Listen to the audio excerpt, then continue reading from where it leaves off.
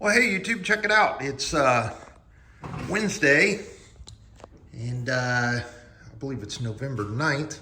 We are coming along on the project, our 2013 Volkswagen CC.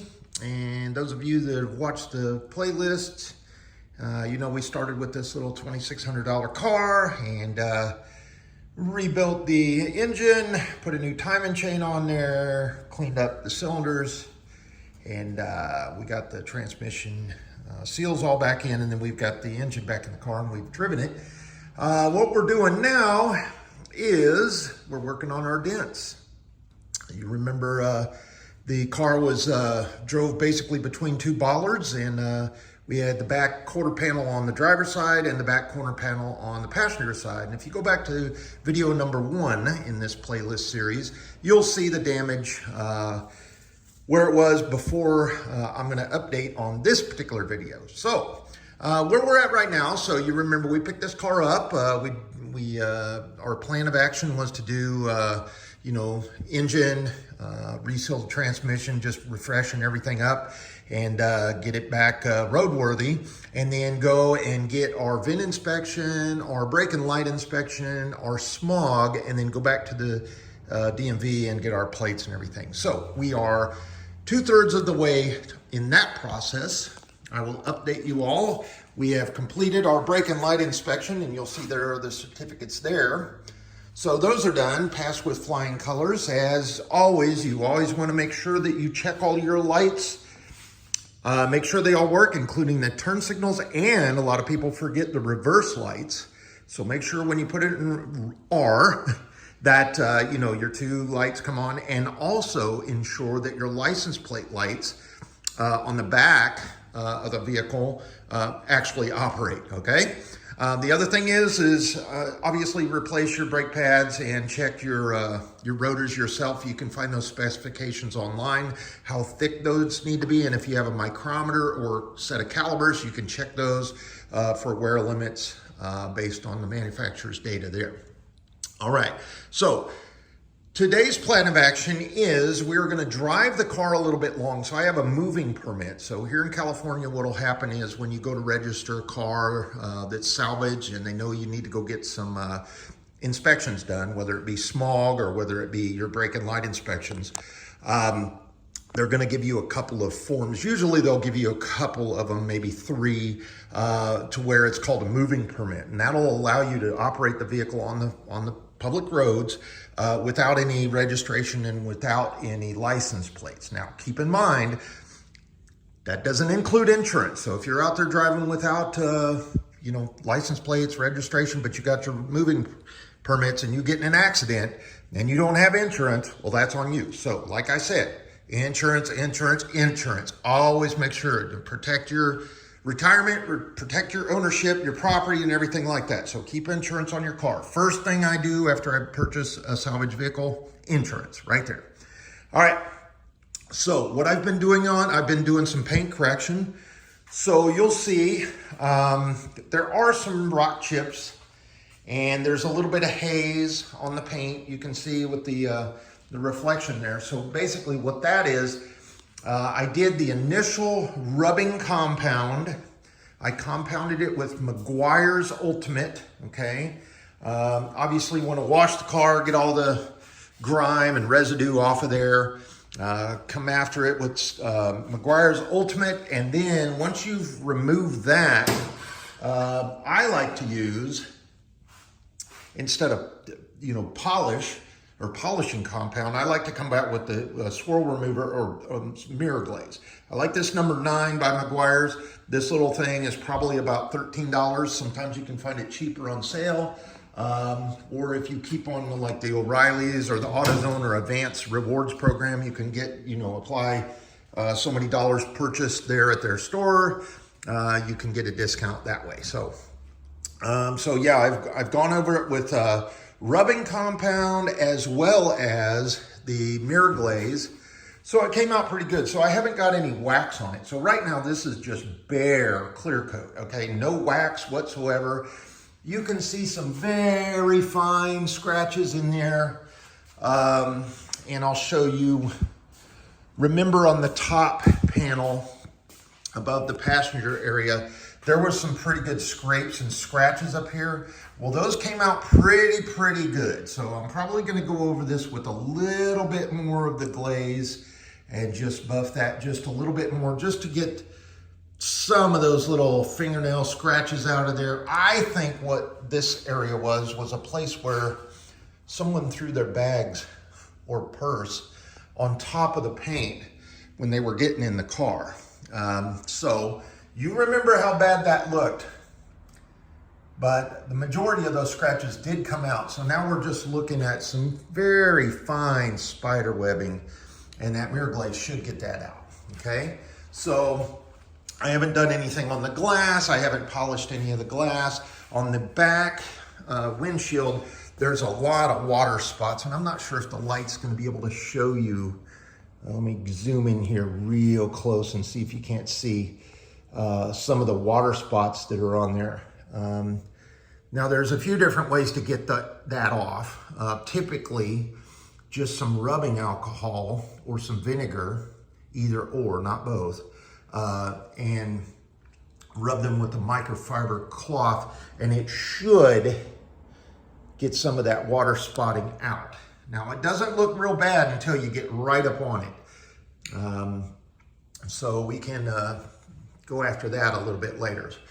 But what I've been working on since I got the brake and light inspection, I still need to drive the vehicle a little bit more because the O2 sensors need to reset, and they need to get an accurate reading on how the vehicle and the engine that we've just rebuilt is running.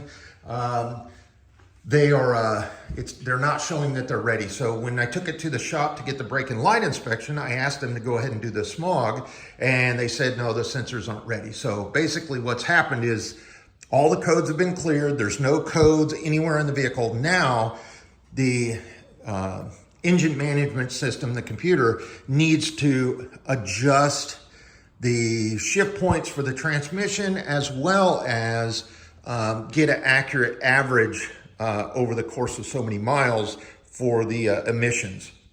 And once that happens, I'll recheck the codes. I'll hook my scanner back up after we drive a little bit more, and then we'll see if it's still clear and it's green. Then I'll take it in and get a smog. No sense in going in there paying the $50, $60, not failing, but saying your sensors aren't ready, and then have to go back 10 days later or within 10 days. And if I don't make it, then I got to pay another $50. So no risk doing that. So back on the paint. So we got the mirror glaze, and then I went and I've been watching a lot about this, how to pop out a dent with the football, the old school method. But I've been watching a lot of stuff about a paintless dent repair. And so I went ahead on Amazon and I found one of the cheapest one, because I've never done it before. So I found the cheapest little kit. And basically it's a glue gun with some little tabs you put on and a slide hammer. But look, it did take out the dent pretty darn good. You remember that was caved in very, very deep, right? So we still have a little bit of a crease here, and we still have some kind of, I don't know, it almost looks like a golf ball, but it took the majority of the large dent out. I mean, you can see there's just a little bit more I need to pull out, and the crown of the dent is there. They call it the crown. And then I'll come back with a little tap and go over that. And then obviously I need to fix this one up here.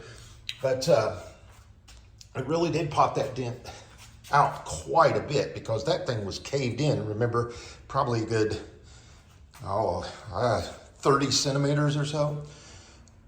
So let me walk on the other side here and I'll show you. Now that dent was the worst one. Remember, that was really, really caved in. I mean, that was, you could see all the way basically from there to there, back behind that bumper cover. But it really did pop it out. You can see from this angle, we've just about got it, okay? And there's the glue gun. I'll get to the equipment I used in just a minute, but you can see I'm gonna shine down like this. I think is the best way to do it. So you can see the door crease, okay? And remember, this was just a big oval punched in. And it's really taken it out. So I just have a few more little dents to pop out. The majority of it is right in here. Just this little place right there. And then these creases on the door. These are gonna be kind of hard to get out. But as far as equipment, what I use, like I said, the cheapest little Amazon kit, it comes with a glue gun. You get 10 glue sticks. I don't know anything about the glue. There are different colors out there, but this one in particular came with this yellow adhesive. You get a couple of nylon scrapers, like a putty knife or something. You get some tabs. You get a slide hammer, a little like ball peen hammer, plastic ball peen hammer, and then this little tapper with some various tips, and that's basically to come back and tap the high points of the dents down. And then you get a couple of bags of these tabs like this, and what those are various sizes of these little things where you glue them on. They're different sizes. Some are square, some are big round, small round, or whatever. But you glue them on, and then see that little hexagon thing there. You actually take either your slide hammer, and put that on there, and then you operate this like this. Or you come back with this little like puller gun. So you put it in the, where's the slot? This slot right there, right? You get the tab in there. Screw this here down to where it's tight.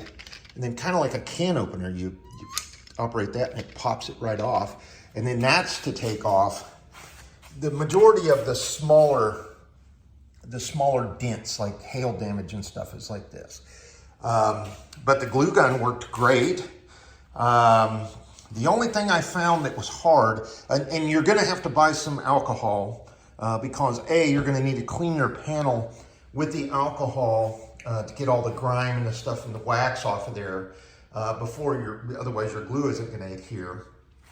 But the only thing that I found that was very difficult with this was, word of advice, let your glue gun heat up very, very hot. So maybe 10 to 15 minutes before you put your glue stick in there. Otherwise you're gonna have stuff like this happen. And you're gonna have to pull the glue gun out. Now, the other thing is, your glue guns have this like little trigger, right? And the way the trigger works is, see this thing kind of pushes? Well, that's attracted to the trigger. Well, back here, once the glue gun gets past that orange part, there's nothing to push it forward. So get you another glue stick, just like this, and stick it in there, just like that, okay? And then pull your trigger, and that'll auto feed your glue stick right behind the other one, and you'll have a continuous feed on your glue stick. So you won't run out right in the middle of, heating up the glue to stick those little tabs on. These long ones, you have a wide portion, see, like here, or you have the thin portion back here. You can use either side of it, which comes in handy. Make sure that you go with a razor blade and scrape off anything sharp where you're gonna glue these tabs on, because they do have some manufacturing witness marks on there, like this, you see? So keep a razor blade handy so you can clean that off. And the other thing is don't use metal, only use these sharp little plastic things to get your glue off. Now, getting the glue off is the hardest thing of the entire process. The other thing that's kind of pain in the hair is, see this little spider web looking glue? You're gonna have that stuff all over, dripping and everything. So wear gloves, because that stuff is hot. And these little tabs like this, if you're not using the ones that are smooth and they have this like little waffle pattern in there, you will never get the glue out of these. It takes so long. Anything that you can find that has a smooth portion on the tab is going to work a little bit better as far as cleanup, but as far as pulling the dent out and adhering, these work fantastic. So I think what it is these little guys like this are disposable. So you just you know, once they come off of the paint and they're filled with glue, you're supposed to toss them away. That's why you get so many of them. And you can see there's some of the oval, larger size holes. You're gonna go through a lot of glue. You use a liberal amount to make sure that that's glued on there pretty well, on the paint and on your little tab. So you're gonna go through a lot of glue. This kit came with 10 sticks, and then you can buy another pack of 10 for like $9. You know, same day delivery, Amazon, and you're right there. So what I did was I went ahead, I've got another pack coming of black, because I see a lot of people using the black color glue. I don't know if it's any better or worse or different than these, but I only have 5 or 6 sticks left, and I'm not gonna be able to do both this side and that side with the glue. Now, the other thing I'm gonna probably have to do is get up, you can see the seam. I'm not sure, maybe you can see it or maybe not, but there is a, here you go. Okay, follow this seam with me. You see that dent is right on there. So what I'm seeing is the advice is to come behind there and kind of push it out, and then heat that panel up with like a hair dryer or something like that. But it really did take it out. Now those buff marks or those paint scrapes will buff right out, because these aren't near as bad as what the scrapes when scratches up on the top were. And you can see we've just got those down to the spider web scratches, like I said.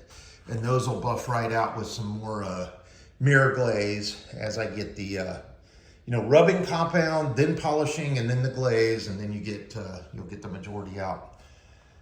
But yeah, I'm somewhat happy and somewhat impressed with a very cheap little paint removal system kit off of Amazon, being able to get that dent out to this point. Now, you can see that. That's just painfully obvious, right? When it was creased in, it wasn't so obvious, but now it's rippled. So it almost looks like I said, a golf ball, but I mean, it doesn't look near as bad as it did. Not at all. So just time and a little bit of effort, and we'll come out here a little bit more and more, and we'll keep on going. I will probably, in the meantime of kind of doing this back and forth, I'll probably go ahead and drive the car and just maybe we'll get it smogged sometime today, tomorrow. Well, Friday's Veterans Day, we won't be able to do it then, but maybe sometime next week, and we'll see how we're doing. And then the last thing we'll need to be done is just come back and see what we want to do the final coating on the paint. Now, when we did the Mini Cooper, and you can see that paint still is glass, all right? We use this product called Cerakote Rapid Ceramic Paint Sealant. And it came in a kit. I got 2 of them actually, and this one's used here. So you can see everything's dirty in this thing. But basically you get this, I don't know what that is, how many ounces? 12 ounces of ceramic paint sealant, and it's just a spray. You let it sit there, you wipe it off, or buff it off, and then within 2 hours, it cures. Now, that stuff is like 19 bucks. Okay, I got a 2-for-1 deal, but one of these boxes right now today you can get for like, I don't know, under $20. Okay, you can find this probably at AutoZone. I got it off of Amazon, but it's been sitting around. I thought about using that. Now, the other thing that I see a lot of people use are those little, almost like a nail polish size bottle, maybe, what are those, 5-6 ounce little container of ceramic coating, and they call them 9H or 10H, and I guess the H stands for hardness, number 9 or 10, 10 being like a diamond, 9 being less than a diamond hardness. So, but what a lot of people do is they get that, and then it comes with the gloves and a little sponge and some applicator, and you basically take that and you do the entire car, and that one little bottle is supposed to do the whole car. Now, when we did the Mini with that, with the Cerakote, that paint still looks like that after about 5 years. So I'm debating if I should just go ahead and use the Cerakote, which I already have, or attempt to get some of that 9 or 10H ceramic sealant. We'll see what we can find on sale. We'll see what's the cheapest, highest reviewed things with pictures and potentially videos that will prove that it actually works. And we'll attempt that, because this is a black car. Every little scratch, every little ding, you know, it's going to show. Even the spider web scratches on it when you're out there and you're seeing the light hit it just right. But I'll tell you what, this little car sure did polish up real nice. And those dents are coming out of it, and the water spots all came out of it. The top of the cargo compartment, excuse me, the passenger compartment scrapes came out of there. All of the scrapes and scratches from road debris hitting up here on kind of the forehead, I guess, area, or this little above the windshield cowl thing. There's some dust in there, you can see, but and I've got to come back and re-darken the black rubber here. But yeah, it really did polished up nice, didn't it? I saw one other little dent. Maybe you can see it. It's like right here. You see that? And it's so small you can hardly see it until you go to get in the car and you're like, you know, what, did somebody hit that with their... Anyway, there's that one. And then we need to work on back there. Other than that, I mean, even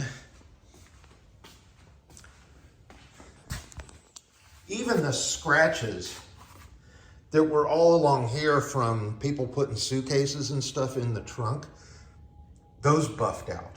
I mean, they polished, I mean, that little, and there's one little water spot. I couldn't get that water spot and those scratches off of there. So I might come back and do that. And then there's a couple of little dings. Oh, you're not gonna be able to see it on this video, but they're right about in there. There it is, see it? It's right there. And I'm thinking, if I get this little tool here, since that's kind of pointy end up this way, if I just put it right in the middle and tap it a little bit, it might just pop that right back down in there. See it? It's just one little notch. I don't know if that's from the hinge or something inside kind of hit it. But yeah, we've got our brake and light inspection done. We've got her polished up. We've got the engine back. She runs. There's no check engine lights. There's no codes. I guess one thing, shout out to everybody that's watching, but if you have advice on how to get this windshield wiper arm off so I can move it a little bit more this way, because it's hitting right here. Hear that? It's hitting right on the inside of that paint. And I don't know if that's because I got too long of a windshield wiper, but I need to move that, like I said, this way. And there is a cover and a nut under there, but I can't get it off of the shaft, and I don't want to pull too hard and break something. So if anybody has advice on how to get that off there, I'd appreciate it. Maybe some, maybe we'll squirt some PBR Blaster down there and let it set, and see what that does. But yeah, all the tires are good on the tread and everything like that. So, and she's still got that little scratch right here. So there we go. This has been a pretty successful project. And I'll tell you what, for a initially bought $2,600 car, hats off to AutoGator. I'll put a link in the description down below to that website so y'all can see the quality of cars that they're getting over there. In my opinion, easily repairable. And if you go through the process, like I've done it once, and now I'm going to be done twice now, no, 3 times, of repairing and re-registering a salvaged car for I mean, these cars, this Volkswagen right here was a $48,000 car in 2013. This is the Lux version. This is the VR6, the high-end executive sedan. $48,000, and 10 years later, with 100 and what is it? Let's just round it, 130,000 miles.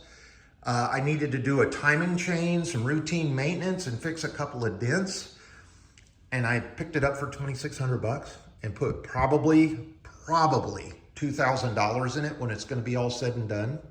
So, I mean, a $5,600 car, $4,600 car, under $5,000. I mean, in this condition, wow. So like I said, they're doing something right over there. They're picking up the right cars. Somebody's got a good, their buyer, their auctioneer, whatever, wherever they're picking up these cars, they're doing it right, because those of us that are with limited ability or limited skills and we're trying our best to get these things back together, they're turning out really good. So you can do it. If I can do it, you can do it. And this is to help you with that initiative to take that first step to jump into something like this. It does take a little bit of money up front. Remember, it takes money to make money, but it doesn't take $48,000 over 5, 6, 10 years now on a loan with full coverage insurance while you're trying to work that slave job, trying to get your money. Do this right here. I mean, if you wanted to, you could resell and make money off of this. Now, salvage title cars probably aren't going to pull as much in the economy, but if you are into flipping cars, I guess now's the time to start. You might end up with them for a long time because not a lot of people are buying vehicles, but they're buying a lot of cheap vehicles, I'll tell you that. So, all right, YouTube, we're going to cut it off there, and thanks so much for watching. We'll get back with you. I know I talk a lot, but this is just documentation for how this car is going to turn out and what we're doing, and here's the step. And when it's all said and done, and when I come back and I show you how the final product of those dents turned out, and this car, and it's got license plates on it, and I'm out there driving this thing around, you'll know you can do it too. So thanks for watching. Appreciate all the likes, and we'll talk to you shortly.